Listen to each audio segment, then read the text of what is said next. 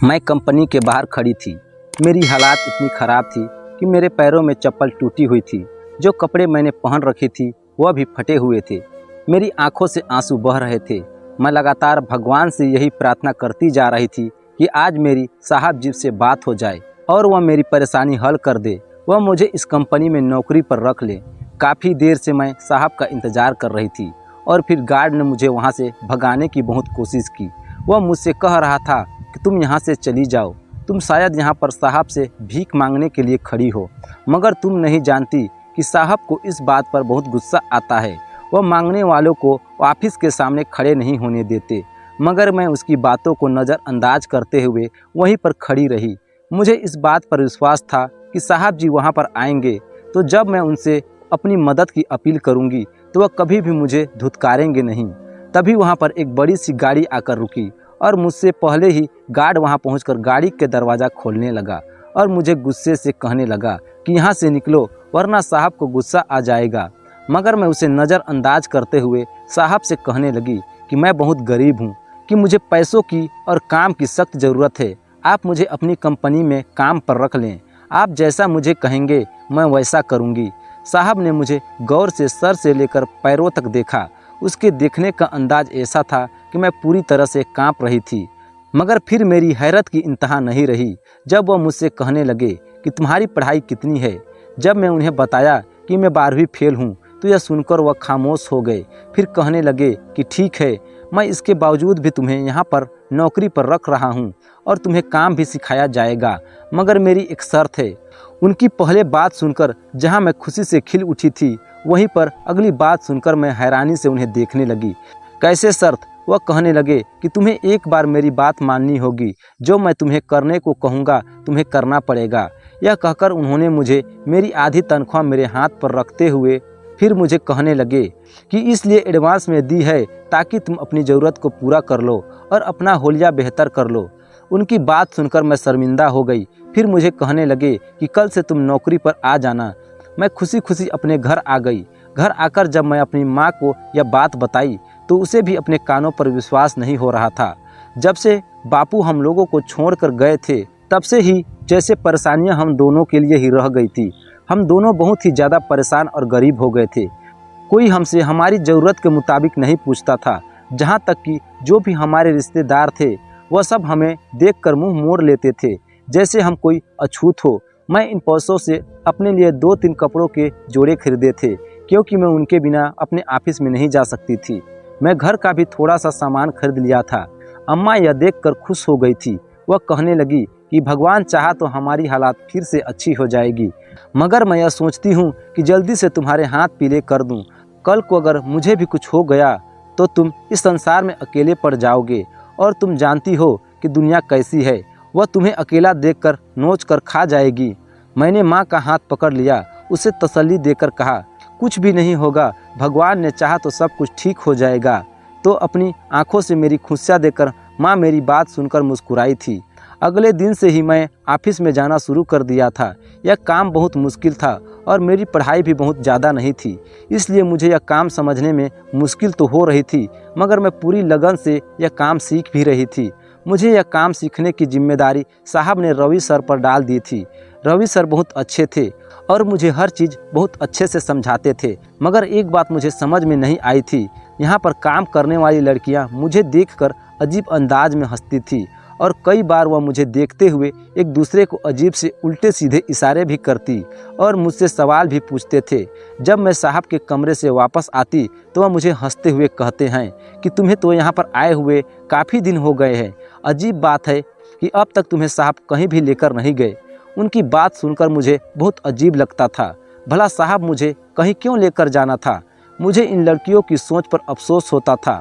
उनकी सोच किस तरह गंदी थी और वह किस अंदाज में दूसरों के बारे में बात करती थी। मुझे यहाँ पर काम करते हुए 2 महीने का वक्त गुजर गया था।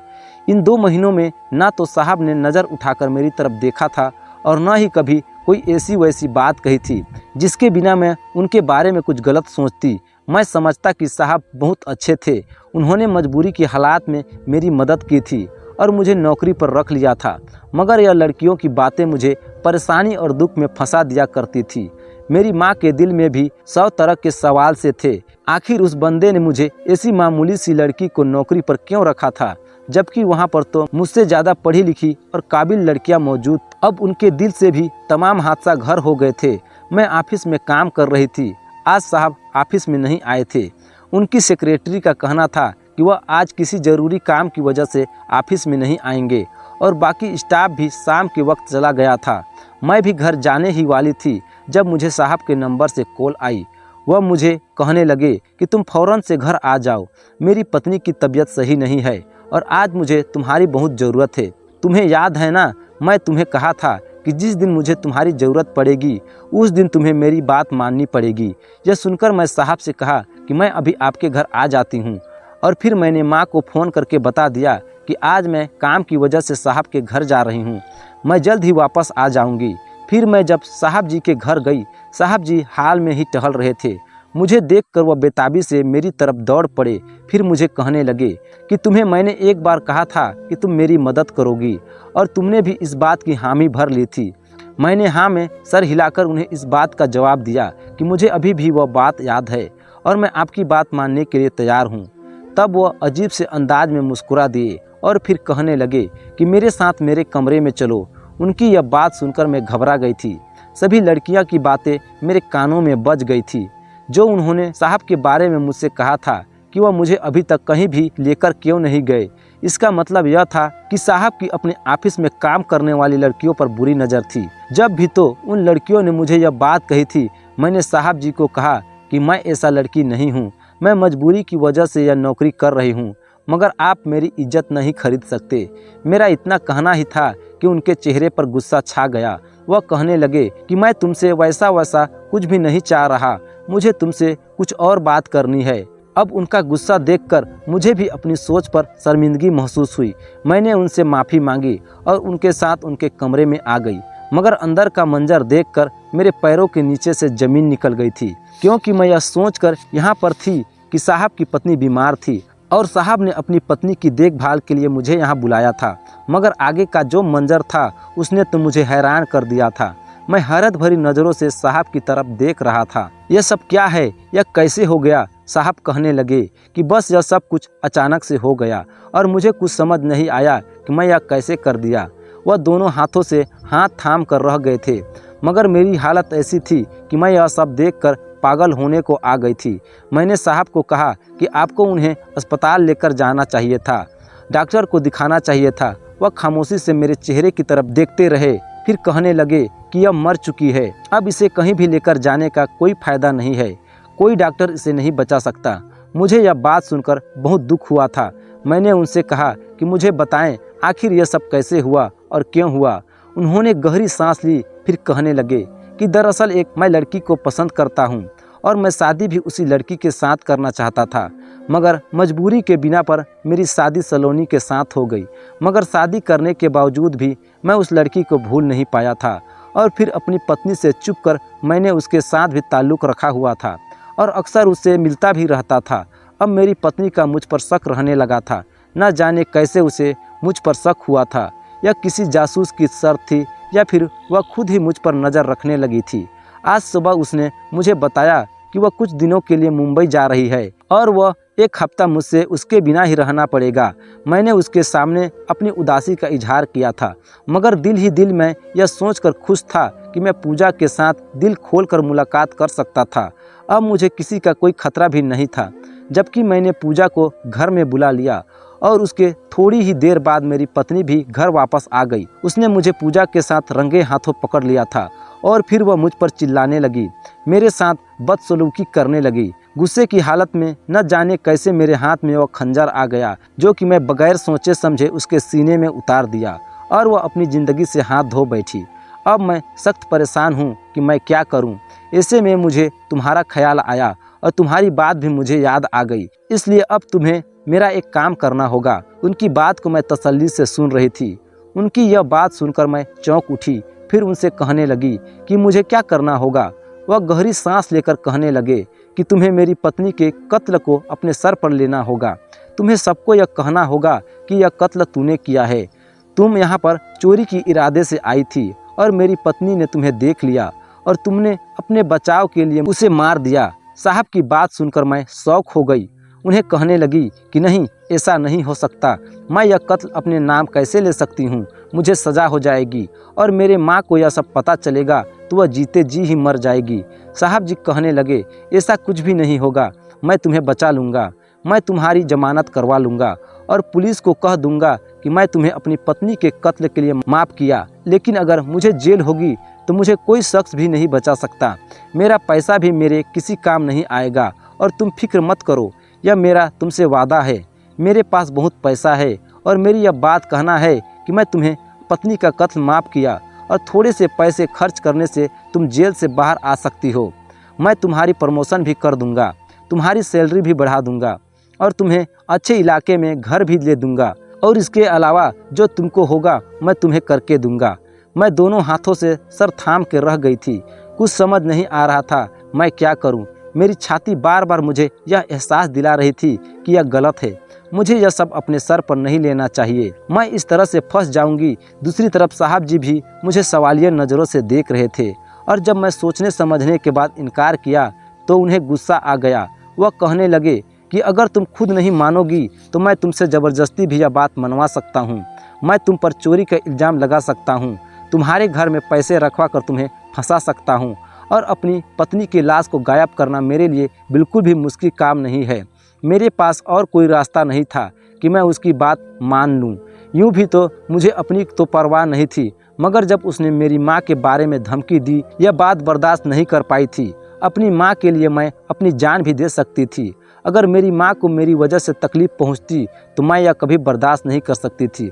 उसे मेरा फैसला सुनकर बहुत खुशी हुई थी। तभी उसने पुलिस को कॉल कर दी। फिर पुलिस मुझे पकड़कर जेल में ले गई थी। आज मेरी जेल में पहली रात थी। आज पहला दिन था कि मैं अपने घर से दूर अपनी माँ से दूर रह रही थी और बार बार मैं बुरी तरह से रो रही थी। मुझे यकीन नहीं आ रहा था कि मेरे साथ यह क्या हो गया था। अब मुझे इस बात पर पछतावा हो रहा था कि मुझे ऐसा नहीं करना चाहिए था। मुझे साहब की बातों में नहीं आना चाहिए था। अब पुलिस ने भी जब पूछताछ की तो मैं उनके सामने भी वही बात बता दी जो मुझे साहब जी ने कहने को बोला था। अब मेरा दिल अंदर से बुरी तरह से रो रहा था। काफ़ी दिन गुजर गए थे। साहब ने तो कहा था कि वह 1 हफ्ते के बाद ही मुझे जेल से रिहा करवा लेंगे, मगर अब तो 2 हफ्ते का वक्त बीत गया था। अब तक तो साहब ने मेरे लिए कुछ भी नहीं किया था और 2 हफ्तों के बाद मेरी माँ मुझसे मिलने के लिए आई तो वह बहुत रो रही थी। मैंने माँ को देखा तो अपनी जज्बात में काबू नहीं रख पाई। मैंने माँ को कहा कि साहब से पूछो कि वह आखिर कर क्या रहे हैं। अब तक उन्होंने मुझे बाहर निकालने के लिए बंदोबस्त क्यों नहीं किया। माँ मुझे हैरत से कहने लगी कि मैं तो तुम्हारे साहब के पास कितनी बार जा चुकी हूँ, मगर उनका कहना है कि वह तुम्हें कभी नहीं माफ़ कर सकता। तुमने उसकी पत्नी का कत्ल किया है, यहाँ तक कि मैं उनके पैरों में पड़ चुकी हूँ, मगर वह तुम्हें माफ़ करने को तैयार ही नहीं है। यह सुनकर मेरा मुँह खुला का खुला रह गया था। तब मैंने सारी बात अपनी माँ को बताई। वह भी मुझसे कहने लगी कि मुझे तुमसे इस कदर बेवकूफ़ी की उम्मीद नहीं थी। तुम किसी की बातों में कैसे आ सकती हो? तुमने ऐसा क्यों किया? तुमने यह जुर्म अपने सर पर क्यों लिया? माँ अब बुरी तरह से रो रही थी। मुझे यकीन नहीं आ रहा था कि मेरे साथ सब ऐसा कैसे कर सकते हैं। वह मुझे इतना बड़ा धोखा कैसे दे सकते हैं। अब मैं फूट फूट कर रो पड़ी थी। मैं उस दिन को कोस रही थी जब मैं साहब को नौकरी देने के लिए कहा था और उनकी यह शर्त मान ली थी कि जो करने को बोलेंगे मैं कर दूंगी। अब यह कत्ल अपने सर पर लेने की क्या ज़रूरत थी? मैं अपनी माँ को लेकर वहाँ से दूर चली जाती या कानून को अपनी तरफ में ले लेती तो आज यह सब कुछ ना होता। मेरी माँ तो पढ़ी लिखी भी नहीं थी और उसके पास तो इतने पैसे भी नहीं थे कि वह कोई वकील कर सकती थी, मुझे निकालने के लिए बंदोबस्त कर सकते। जो यह काम कर सकता था वह न जाने क्यों हाथ रख कर बैठा हुआ था। अब मुझे डर लगा रहा था कि सारी ज़िंदगी इस जेल में ही न मर जाऊं। फिर एक दिन एक अच्छी बात हुई। मैं तो यह सोच लिया था कि मैं सारी ज़िंदगी इस जेल में सड़ते हुए गुजारनी है, सारी ज़िंदगी अपनी माँ की शक्ल को तरस जाऊंगी। मगर उस दिन जब जेलर ने आकर मुझे जेल से बाहर निकाला और जब मुझे यह बात बताई तो उसे सुनकर मेरा मुंह खुला का खुला रह गया था। उसने मुझे कहा, मेरे माता पिता दोनों ही गरीब खानदान से ताल्लुक़ रखते थे, मगर दुख की बात तो यह थी कि उन्होंने गरीबी में ही ज़िंदगी जीने की सोच ली थी। उन्होंने कभी भी अपने हालात को बदलने की कोशिश नहीं की थी। मैं जब उन्हें गरीबों के आलम में ज़िंदगी गुजारते हुए देखती तो मुझे गुस्सा आ जाता था। मैं उन्हें कहती कि इंसान को अपने हालात बदलने की कोशिश करनी चाहिए। अगर आप गरीब हैं तो आपको यह कोशिश करनी चाहिए कि आप अपनी कमाई को ज़्यादा कैसे कर सकते हैं। आपको अपना कोई काम करना चाहिए, कोई हुनर सीखना चाहिए, आपकी पढ़ाई को पूरा करना चाहिए। हो सकता है कि आपको इससे बेहतर नौकरी मिल जाए। मैं जब ऐसे ही बातें अपनी सहेलियों से और हम उम्र लड़कियों से करती थी तो वह सब मेरा मजाक उड़ाते, मुझसे हंसते और कहते कि हम सब लोग गरीब हैं और गरीब घर में पैदा हुए हैं, हमारा नसीब कैसे बदल सकता है। मगर मुझे इस पर गुस्सा आता था। मैं सोचती थी कि जब इंसान कुछ करने पर आए तो सब कुछ भी कर सकता है, उसके लिए कुछ भी मुश्किल नहीं होता। मैं अपने इलाके की पहली लड़की थी जो स्कूल के बाद कॉलेज में पढ़ने के लिए आई थी। यूँ तो जब मैं कॉलेज में आई तो मेरे फटे पुराने कपड़े देखकर सभी लड़कियां मेरा मजाक उड़ाती थी। उनके नज़रों में गरीबी एक मजाक था।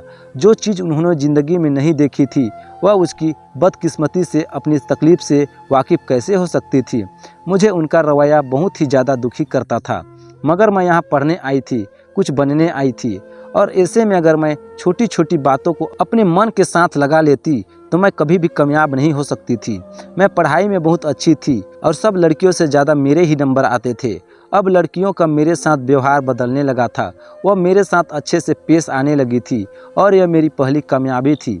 मुझे लगता था कि ज़िंदगी में सब कुछ ठीक हो जाएगा, सब कुछ वक्त गुजरने के साथ साथ मुझे हासिल हो जाएगा। जब मैं पढ़ लिख कर किसी काबिल बन जाऊंगी तो यही लोग जो मजाक उड़ाते थे वही लोग मुझे ताल्लुक़ जोड़ने में पकड़ महसूस करेंगे। मगर भगवान को शायद कुछ और ही मंजूर था। जब मैं 12वीं की क्लास में थी, जब मेरे पिता का इंतकाल हो गया था, बापू के मौत से तो हमारी दुनिया ही उजड़ गई थी। हमारे आसपास तो हमारी ही तरह गरीब लोग रहते थे और सबका खाना मुश्किल से पूरी करते थे। ऐसे में उनसे मदद की उम्मीद कैसे रखी जा सकती थी। हमारे जो भी रिश्तेदार थे जो बापू से मिलने वाले थे, उन सब में कोई भी शख्स हमारी मदद करने को, हमारी बात सुनने को तैयार नहीं था और यह सब कुछ मुझे बहुत तकलीफ में धकेलता था। अब तो मेरी माँ ने लोगों के घरों में काम करना शुरू कर दिया था, मगर इससे भी हमारा गुजारा होना नामुमकिन था। फिर मेरी माँ अचानक से बीमार हो गई और अब तो उसने चारपाई से उठने की भी हिम्मत नहीं थी। जब तक उसका किसी अच्छे डॉक्टर से इलाज न करवाया जाता, जब तक उन्हें दवा न दी जाती, वह तब तक ठीक कैसे हो सकती थी। मैं लोगों को घरों में काम नहीं कर सकती थी, इसलिए मैंने छोटे बच्चों को ट्यूशन पढ़ाने शुरू कर दी थी। मगर इससे भी इतने पैसे नहीं आते थे कि मैं घर चलाने के साथ साथ अपनी माँ का इलाज भी करवाऊँ। बापू को तो मैं खो दिया था, मगर उसके बाद अपनी माँ को खोने का सोच भी नहीं सकती थी। तभी मैंने उस कंपनी में नौकरी करने को चली गई थी, क्योंकि मुझे इस बात का अंदाज़ा था कि मेरे पास नॉलेज कम थी, मगर मुझे इस बात का भी यकीन था कि अगर मैं उस शख्स को मजबूरी बता दूं और उसे अच्छे से अपने हालात के बारे में आगाह कर दूं तो वह मुझे नौकरी पर रख लेगा। और मेरा यह अंदाज गलत भी नहीं था, मगर मैं क्या जानती थी कि मैं कौन सी बड़ी मुश्किल में होने वाली थी। उस शख्स ने मुझे अपने फ़ायदे के लिए इस्तेमाल किया था और शायद वह खुद अपनी ज़िंदगी में बिजी हो गया था, जबकि तो उसने अपने वादे को पूरा नहीं किया था। मैं इस बारे में सोच सोच कर पागल हो रही थी कि आखिर मैंने उसका क्या बिगाड़ा था, वह मेरे साथ ऐसा क्यों कर सकता था। और अब जेलर ने मुझे यह कहा कि अब तुम यहाँ से बाहर जा सकती हो क्योंकि तुम्हारी बेगुनाही साबित हो चुकी है। तो मेरा यह सुनकर मुझे यकीन नहीं आ रहा था कि ऐसा कैसे हो सकता है। वह कहने लगे कि कल खबर में सब कुछ आ जाएगा और कल तुम्हें एक बार फिर से अदालत में पेश किया जाएगा, इसलिए कल वक्त पर आ जाना। जो भी हकीकत है वह सबके सामने आ जाएगी। मैं उनका शुक्रिया अदा करके घर आ गई। मेरी माँ बहुत ही ज़्यादा रो रही थी। उसके पास मोहल्ले की औरतें बैठे हुए थी और सब ने जब मुझे अपनी आंखों के सामने देखा तो उन्हें भी यकीन नहीं आ रहा था। मेरी माँ मुझे कितनी देर मुझसे लिपट कर रोती रही। मुझे कहने लगी कि तुम यहाँ पर कैसे। तो मैं उनसे कहा कि मुझे यकीन नहीं था कि मेरे साहब मेरी जमानत करवा लेंगे, और देख ली उन्होंने मेरी आखिर जमानत करवा ही ली, मुझे आज़ाद करवा ही लिया। अब मैं साहब से शुक्रिया अदा करने के लिए उनके घर में जाना चाहती हूँ। मैं नहा धोकर कपड़े बदले और फिर अपनी माँ के हाथ का बना खाना खाकर मैं साहब का शुक्रिया अदा करने उनके घर आ गई। मैं आज बहुत खुश थी। कितने दिनों के बाद मैं कैद से रिहा हुई थी। ऐसे में मेरा खुश होना और साहब का शुक्रिया अदा करना तो बनता था। जब उनके घर आई तो यह देखकर मैं हैरान परेशान रह गई, क्योंकि साहब के घर के आसपास तो पुलिस जमा थी और उनका दरवाज़ा भी बंद था। चौकीदार के बजाय वहां पर पुलिस वाले नज़र आ रहे थे। मैं वहीं से वापस पलटी और जब रास्ते में मिलने वाले कुछ लोगों से इस बारे में पूछा तो यह सब कहने लगे कि साहब को पुलिस पकड़ कर ले गई है और यह घर भी सील कर दिया है। मुझे कुछ समझ नहीं आ रहा था यह क्या था। तो फिर मैं बाहर कैसे आ गई थी कि पुलिस वालों को पता चल गया था कि यह कत्ल मैं नहीं बल्कि साहब ने किया है। सारी हकीकत तो कोर्ट में जाकर ही मालूम होनी थी। मैं फिर खामोशी से अपने घर वापस आ गई तो माँ मुझसे पूछा कि साहब से मिली। तब मैंने माँ को सारी बात बताई तो वह भी सुनकर हैरान रह गई। आखिर ऐसा कैसे मुमकिन हुआ? मगर जो भी था मेरे हक में था। यह बेहतर हुआ था। अगले दिन जब मैं अदालत में पेश हुई तब मैं जानने को बेचैन थी कि मेरी बेगुनाही कैसे साबित हुई थी। मुझे इस बात का अंदाज़ा अब हो गया था। साहब अपने कटघरे में सर झुकाए खड़े थे। उनसे कहा कि अपना जुर्म साबित हो गया है और यह बातें सबके सामने आ चुकी है कि यह लड़की बेगुनाह थी। आपके कहने पर ही इस लड़की ने यह कत्ल अपने सर पर लिया था और आप सब लोगों को यह बताएं कि आपने अपनी पत्नी का कत्ल क्यों किया। साहब जी थके मंदे अंदाज में कहने लगे कि मैं गरीब नौजवान था। मैं शॉर्टकट चाहता था।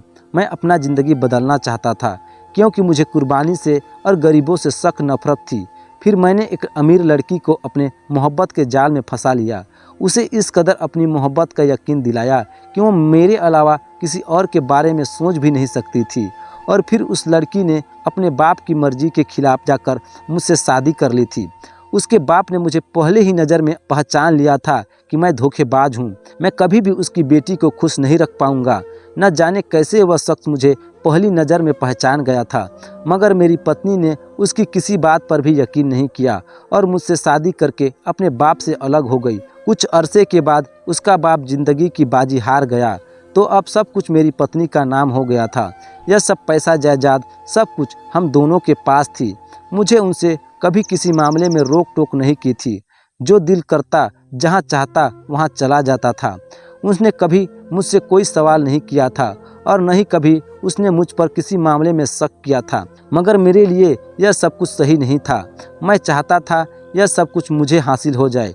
और फिर जब मेरी दोबारा से पूजा से मुलाकात हुई, पूजा मेरी गर्लफ्रेंड थी और मैं उसे देखकर अपने दिल पर काबू यूँ रखना भूल गया था और उसके साथ ही मेरे ताल्लुक़ पैदा हो गए थे। मैं पूजा से बहुत मोहब्बत करता था। उसके बगैर रहने का मैं सोच भी नहीं सकता था।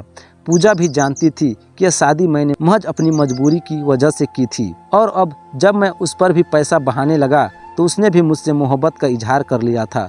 अब हम दोनों एक साथ बहुत खुश रहने लगे थे। मैं अपनी पत्नी का भी बहुत ख्याल रखता था। उससे भी बहुत प्यार जताता था। उसे कभी भी इस बारे में शक नहीं हुआ था। मगर एक दिन उसके खास नौकर ने मुझे पूजा के साथ देख लिया और मेरी पत्नी को सारी बात बता दी। मगर मेरी पत्नी ने इस बात पर यकीन नहीं किया था। वह जब तक अपनी आंखों से देख न लेती वह मेरे खिलाफ किसी की बात पर विश्वास नहीं करती थी। मगर एक दिन जब उसने मुझे खुद पूजा के साथ देखा तो उसे बहुत दुख हुआ था। मगर उसने मेरे सामने किसी बात का इजहार नहीं किया और फिर उसने मुझे जानबूझकर कहा कि वह कुछ दिनों के लिए मुंबई जा रही है।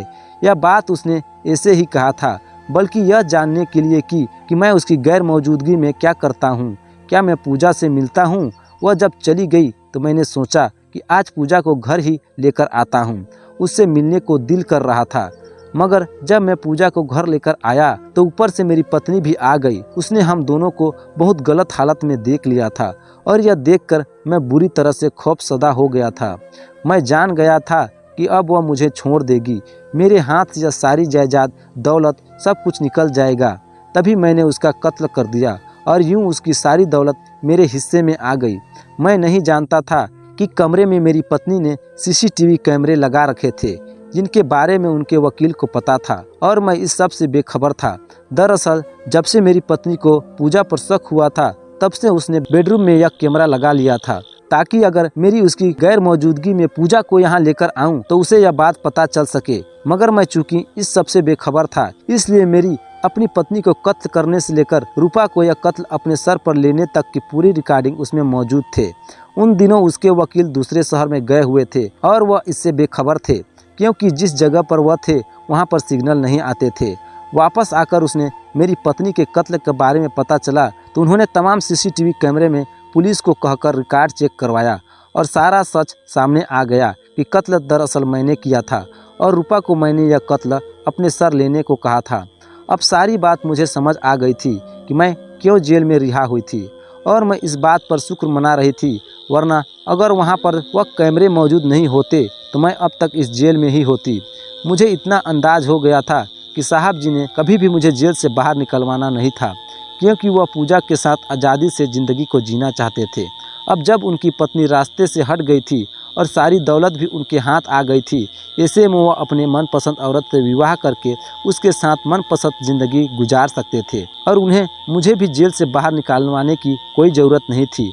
मगर साहब इस बारे में भूल गए थे कि एक ऊपर वाला भी मौजूद है जो हर चीज़ पर नज़र रखे हुए हैं। कब क्या हो जाए कोई इस बारे में कुछ भी नहीं कह सकता।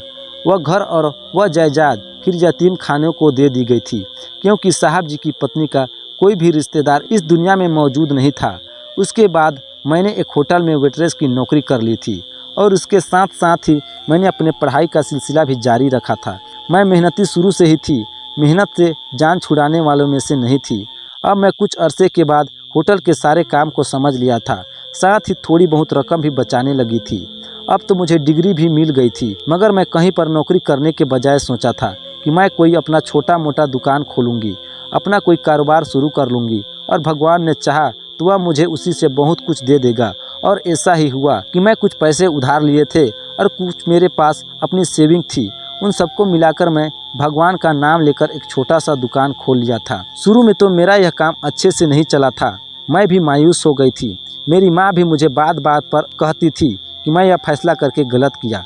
मगर अब जब मेरा काम बहुत अच्छे से चलने लगा था और मैं जब अपने साथ हेल्पर भी रख लिए तो माँ को भी मेरे इस फैसले पर खुशी होती और वह मुझे कहती, तुम तो बहुत ही बहादुर हो, हालात को अपनी मर्जी के मुताबिक तब्दील कर लेती हो।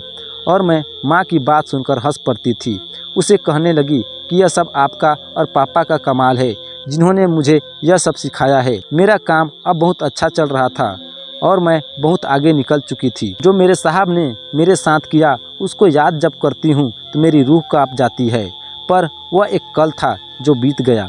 पर दोस्तों, मैं आपसे पूछना चाहती हूँ कि जो भी उसने मेरे साथ किया था वह बहुत गलत किया, पर मैं अब उसे माफ़ कर चुकी हूँ, क्योंकि उसे उसके किए की सज़ा मिल चुकी है। वह अपनी पत्नी की कत्ल की सज़ा उम्र कैद के तौर पर काट रहा है। आपको यह कहानी कैसी लगी हमें कमेंट करके ज़रूर बताएं, और वीडियो अच्छी लगी तो वीडियो को लाइक शेयर और चैनल में नए हैं तो चैनल को सब्सक्राइब करना ना भूलें। धन्यवाद।